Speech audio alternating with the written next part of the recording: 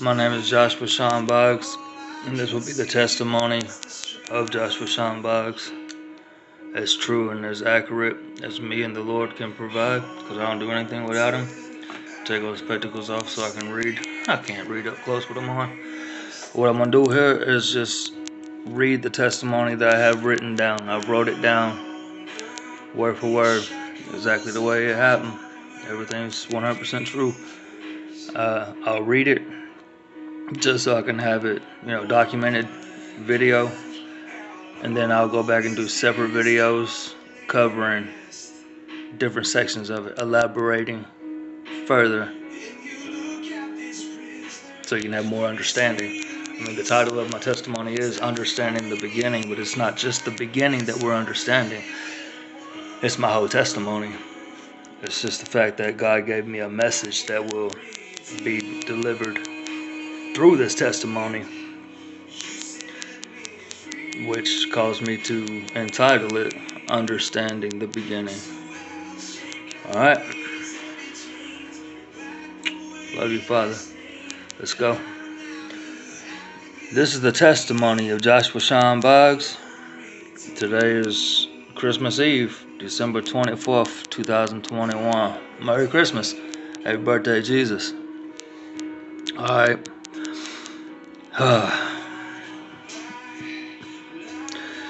Understanding the beginning, we have to start at the beginning. So I'm going to start mine with a quote from Proverbs, chapter 21, verse 28. The testimony of a liar is not believed, but the words of someone who thinks things through is accepted. I've put a lot of thought into my testimony, a lot of prayer, and this is what between me and my Heavenly Father have come up with. In Acts chapter 18, verse 9 and 10 says, one night Paul had a vision in which the Lord said to him, do not be afraid, but keep on speaking, and do not give up, for I am with you. No one will be able to harm you, for many in this city are my people. So I'm going to speak from the heart and give you what God has given me. Proverbs 10:9 reminds us, honest people are safe and secure, but the dishonest will be caught. So I'm going to keep it honest, 100. Proverbs 10:2 says, wealth you gain by dishonesty will do you no good, but honesty can save your life. So to understand the beginning of my testimony, we have to start at the beginning. My testimony is full of dreams, visions, wisdom, and a message from God Himself that I verified with some Uno cards. We'll get to that later. Proverbs chapter 8, verse 1 and 2 says, listen, wisdom is calling out. Reason is making herself heard on the hilltop near the road. At the crossroads she stands. The first of two dreams I've had being attacked by the enemy. First one took place at my grandmama's house, Doris Keith, up on the hill by Wesley Hilltop on Jenny Avenue.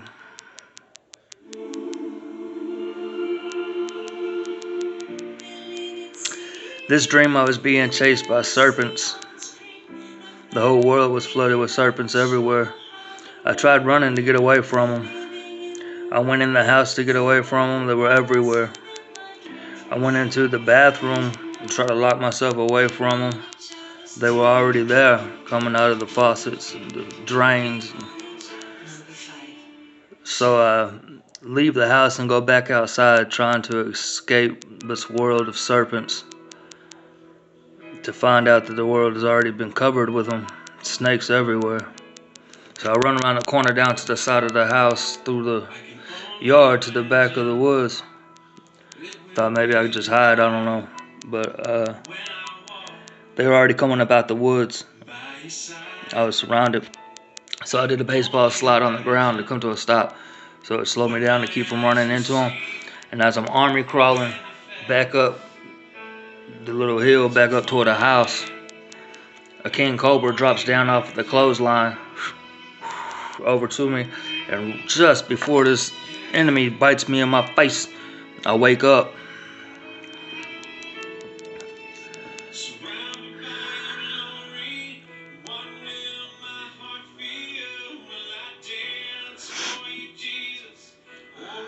I see him unwind himself, drop to the ground, slid over. That was just the first attack on me. Now go forward in time a bit. When I was 10 years old, so that first dream I had, the enemy attacked me, I was less than 10. Tried to get me at a young age. Failed. Failed with Jesus. Failed with me. Failed with a lot. Alright, so now I'm 10 years old. And I'm outside, I'm playing with my brother. And out of nowhere, for no reason, without any previous thought, planning, or nothing, it's a surprise to me as it was to him. It just came out. I tell my brother, I said, bro, something bad gonna happen to me when I turn 11. He said, nah, man, 11 ain't no different being 10. It's just a number age, a year older. Played it off, nothing to worry about. I'm like, dude, I'm not worried about the age of 11, the number 11. I'm trying to tell you something bad gonna happen to me when I am 11. And then I said to myself, man, why did I just say that? I had no idea where that come from until years later. I knew it was the presence of the Lord letting me know. Could I tell you this?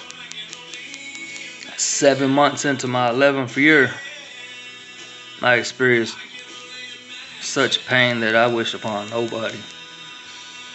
Pain that still hasn't been matched to this day. And I've been hit by a truck, 60 mile an hour, right here in the back. I still got the scars. It starts all the way up here, comes all the way around to the bottom side. And the second one, yeah, it got me twice. All the way through here, I'm hanging on it. Cousin tried to pick me up, all that good stuff. I ended up with over 700 stitches in my arm. July 1st, 1995. Well, something bad happened to me when I was 11, huh?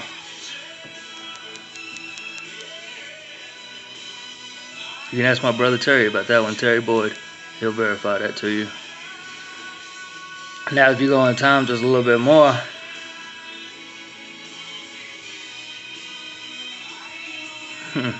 no, we ain't going there yet. Hold on. So I'm sitting there in the waiting room, right? Yeah, I can't skip that part. It's the first encounter I had with prayer. I get to the hospital. My aunt drives me down there in her 5.0 Mustang.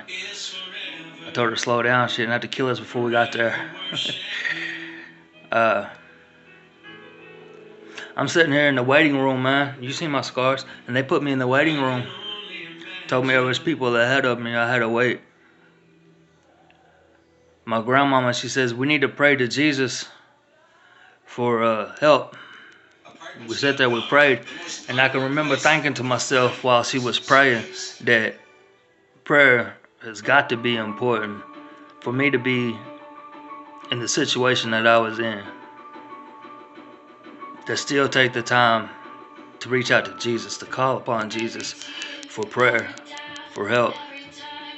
It had to mean something. There had to be something to it for her to do this, because this is the first time I've ever remembered prayer being used for help. There is healing in the name of Jesus. Remember that.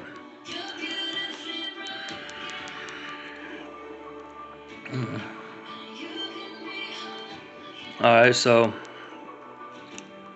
we'll go a few years ahead. And I'm back out at my grandmama's house It's a different location, but the same grandmama where I had the dream of the enemy attacking me. I'm walking with my brother Brian. We're out on 31W by the Hardin County Fairgrounds. We was leaving my friend Ricky Lawler's house. Going back to grandmama's house, it was just me and my brother Brian. And I crossed the street to get away from him. Bad things were going to happen if I didn't. Had to get away from him to the point where I walked out in front of a truck. I wasn't paying attention. Got hit by a truck 60 miles an hour in my back. Head first through the windshield, threw me 20 feet. 4 staples in my head after took the glass out. Blood clot on top of my head.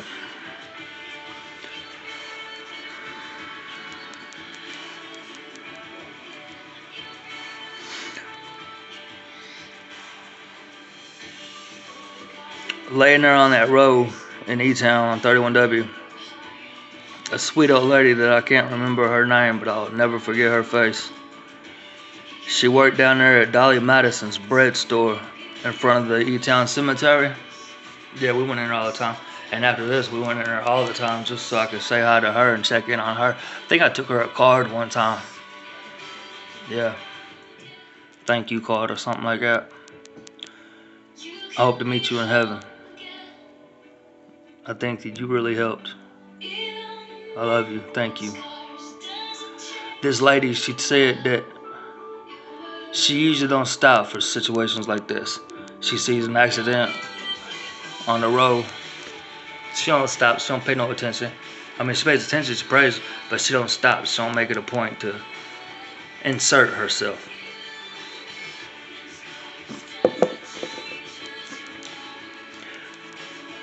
This lady sat with me and prayed with me, prayed over me until the ambulance got there.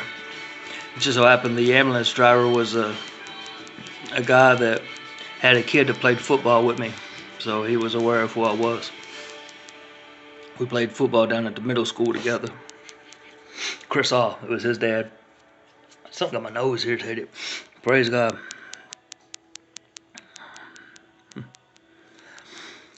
Oh. Until the ambulance got there, I remember being told this. It took me 4 days in the hospital to recover.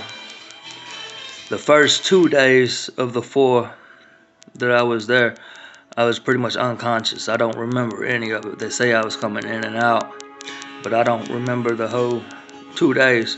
Only one part where I was being taken into the back, and for some reason I was aware of the glass that was in my head and the pain, and I kept telling everybody that it was hurting. I was going to sue them all. My brother could hear me screaming all the way out there. He asked if it was a kid that got hit by a truck. They said, yeah. He said, that's my brother back there. Been through a lot with my family, man.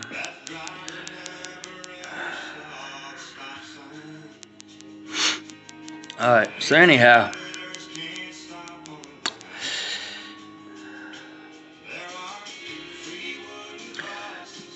But I walked out, praise God. I love it.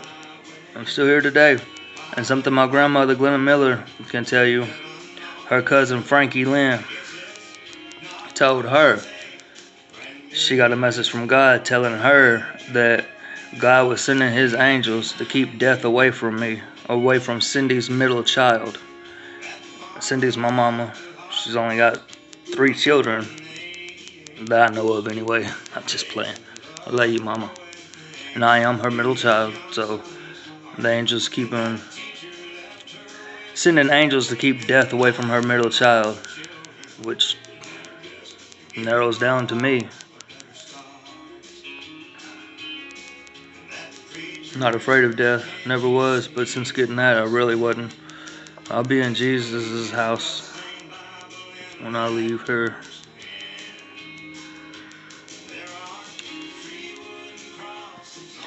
Now go forward in time a little bit. First dream of Jesus. Well, the only dream of Jesus I've had took place in front of the White House that my grandmama lived in, where the devil and the enemy tried to attack me the first time. up on Jenny Avenue to a place in front of that house. So dear.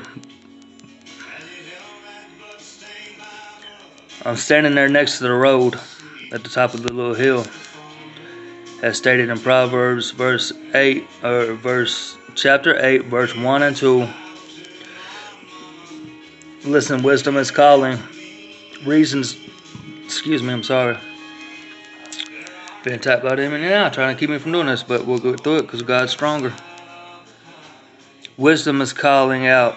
Reason is making herself known. On the hilltop, near the road. Okay? At the crossroads she stands. This dream, I was standing next to the road on top of the hill, the little hill, in front of my grandmama's house. Next to the door at my grandmama's house sat a chair, a lot like the one I'm sitting in now. Just a white plastic chair, outside chair. Jesus is sitting in his chair, slumped over in this chair, just kind of sitting there like this. People are coming in and out of my grandmama's house, okay, non-stop, like a steady stream of people, like a convenience store or some sort, which makes sense because so many people come in and out with her 10 grandchildren, 9 children. I'm standing there on this hill, and I'm aware of the fact that I stood there 3 days watching. Not one single person acknowledged, addressed, or even tried to speak to Jesus, try to check on him. No, nothing. I don't remember nobody even averting their attention that direction. And it started bothering me. Jesus is right there. How can nobody want to talk to him? How can... You see these starstruck fans that just all over these celebrities. That's Jesus. That's how it should have been with him. So 3 days of standing there, I looked to my left, and my grandmother, Glenna Miller, was standing there beside me. I said, "Do you talk to Jesus?" She says, "Yeah, sometimes, not every day." I said, "I think I'm going to go talk to him." So as I come down this hill and across the yard towards him, he's sitting there something like this. The closer I get, the more he sets up. And you know what I'm saying? And when I get close enough to him, his hand comes up, my hand comes up, and our fingers touch like this. And this light came through him. And then through my hand, out of his fingers to my fingers, with such an intense explosion and bright light that I woke up. And for years, I was wondering, what was that light? What was that power, that entity that he passed to me, he gave to me? And I know it come from him because it come from him. He passed it right to me. Years later, I find out it was a message that he wanted me to deliver. And that's verified with the Uno cards. Like I said, we'll get to that later. Anyhow, slumped over in the chair, moving, reacting, there, sitting there.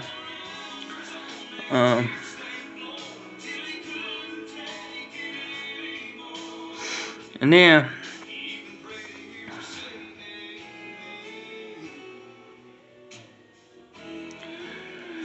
light passed through me and exploded with such power that I woke up.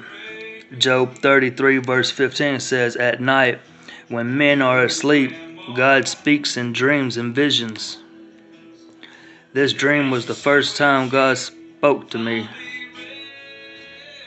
It was the first time he was speaking to me. He never actually said any words. A few years later, the devil tried his second attack. I'm laying on the couch at my mama's house. She had 3 big bay windows.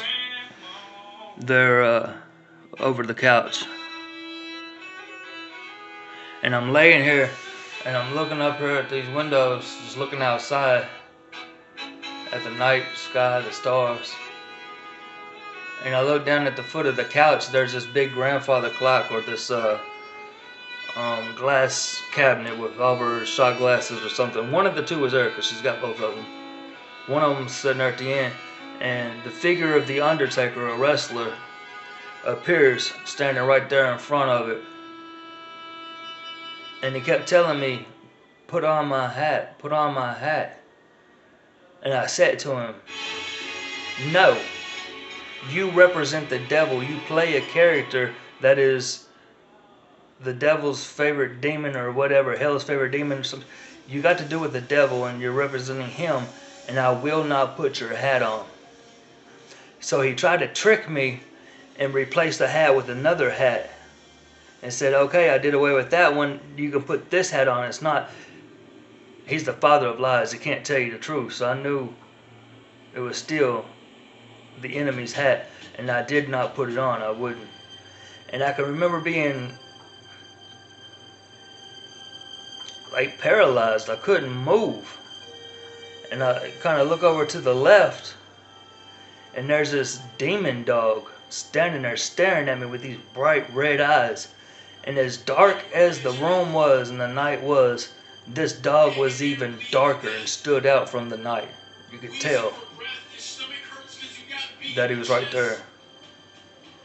So I was trying to think of an enemy of a dog would be a cat, and I'm the enemy of the devil. So if he's coming at me with a dog, I'll come at him with the enemy of a dog. And I started making these cat sounds, trying to hiss at it, trying to scare it off, because I couldn't move. I'm still struggling.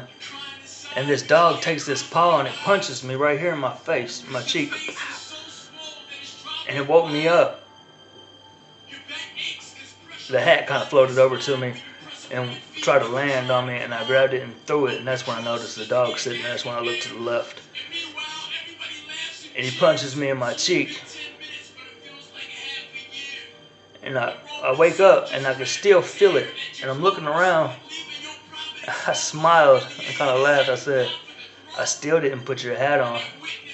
To this day, I can still, when I think about it, feel. But you will never win. Can't happen. Not in this lifetime, Captain. I belong to Jesus. As Michael Cohen says, I am not for sale. So, trying to make these cat noises. Could tell me how to get up. Punch me in my cheek. I can still feel it today. I still didn't put your hat on. Now, a few years later, I was at my dad's house. My stepdad wanted to raise me.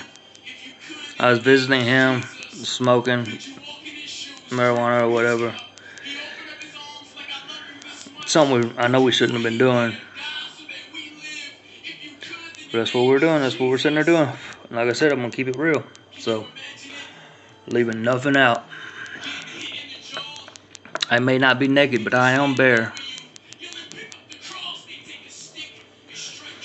When I'm sitting there smoking, I get stuck. I can't move. I can't get up off of the bed. I keep telling myself I had to get up. I had to get to Mercedes, my daughter, and make sure that she was safe. I didn't know if there was going to be anybody home when she got off the bus, but I knew that she'd be getting off the bus soon, and I had to find a way to get there so that she wasn't there by herself. And the whole time I'm telling myself this, and I'm trying to talk myself through this, I hear the TV talking at me, saying things like, you gotta get up. You gotta face what you did. No one else can face it. No matter how long you take, you have to go. It's waiting for you. And I kept looking over at this TV, and the program that was on the television wasn't matching with what I was hearing. So I know it wasn't coming from the TV, but it was coming out of the TV. So the best I could, I pulled myself together. I pulled myself up on my feet. Left, right, left. Everything around me starts disappearing, dissolving. Just gone. And there was nothing but a trail, one trail wide enough for your feet to fit on, right in front of me, guiding me forward where I needed to go. So I look back, and there's no path behind me. There's no trail behind me. There's just a cutoff. Couldn't back up if I wanted to. Okay, let's go. Let's go do this. I walk through the room. When I get around the corner into the kitchen, I see an orange cat sitting to the left, cleaning his paw. A senior lady working in the kitchen doing house chores. I'm trying to think to myself, is all this real or is it not? Because of the way I got there, everything disappeared and everything. Because everything looked normal in there when I got there, but the path getting there was anything but normal. So she comes over and she throws something away in the garbage. I don't recognize her. Couldn't even tell you what she looked like, but I can tell you she was an elder lady. She threw something away, and then I'm standing there, I'm watching to see if it repeats, if it's recurring. Like everything was on what they were set to do. She comes over and she throws something else away, and I look over into the trash can, and the first thing she threw away wasn't there, but she was replacing it back in there. So I'm like, okay, she's doing her job, and the cat's doing her. I gotta figure out what I need. And something in my head tells me I gotta make a choice.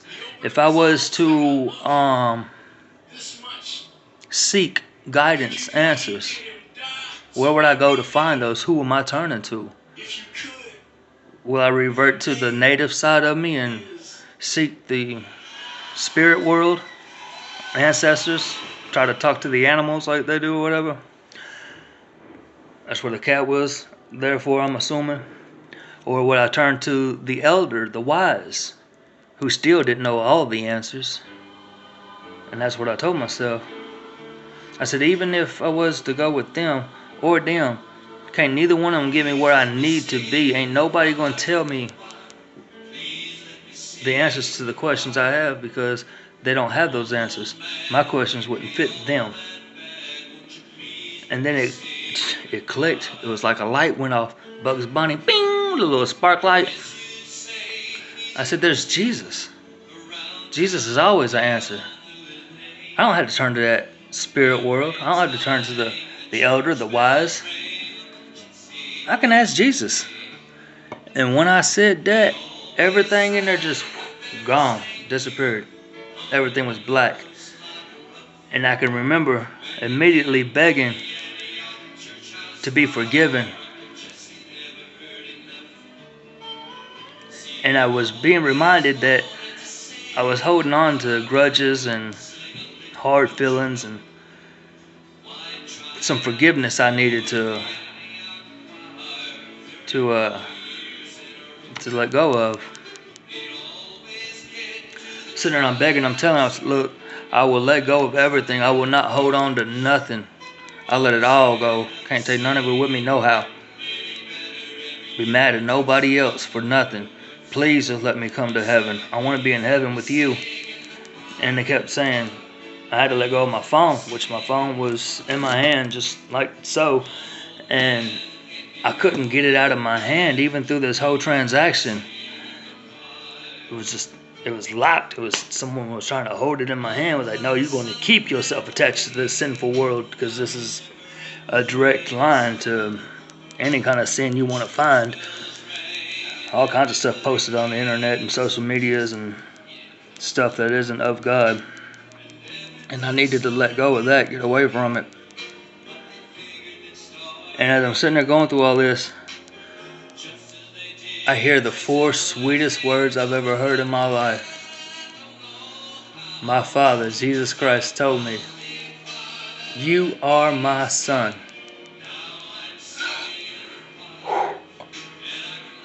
You couldn't ask for a better statement to be said to you. That means you don't go to hell now. That's more important than anything in the world, is being with Jesus in heaven and avoiding escaping hell that I'd earned. But he took the cross, so I didn't have to. But I got my cross here. A little bit of blood on it where it's washed me clean. Came off of it.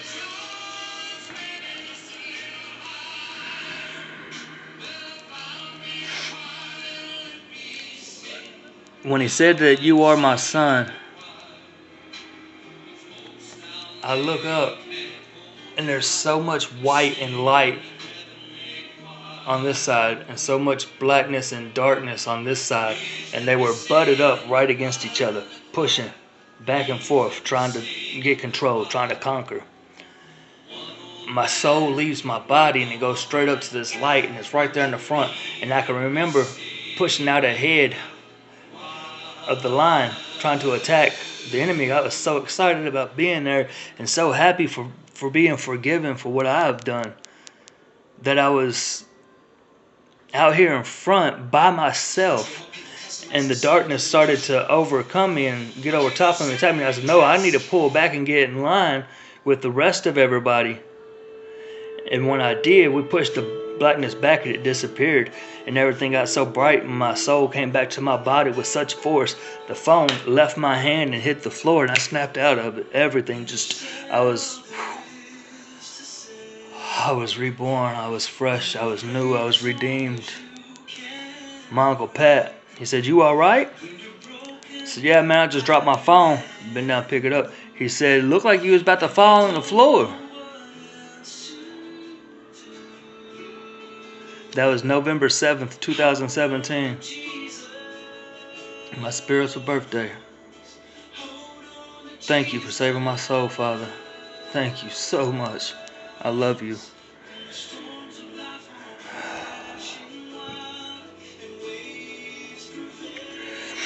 Now, we go up a little bit more. And, I heard Jesus say you have let everything go. I was holding on to everything. You are my son. And as it said in Kings,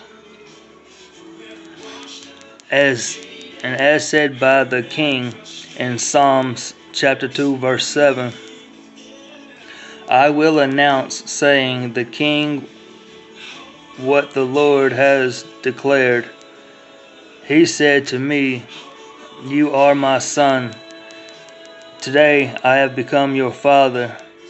When he said those words, you are my son, my soul left my body and went into the light and joined the battle of darkness and light.